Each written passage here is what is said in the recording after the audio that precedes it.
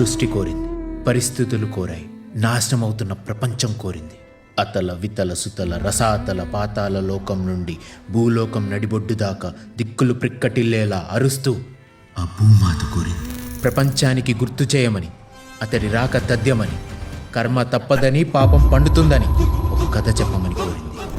ఆ కథ కర్ణుడి చేతిలో ఆయుధం కన్నా శక్తివంతమైనది. శ్రీకృష్ణుడు మేధాశక్తిని మించింది. చరిత్రలో చెప్పిన 9 అవతారాల పుట్టుక నిజమని నిరూపించే దశావతారుని కథ. కల్కి ఆగమనం.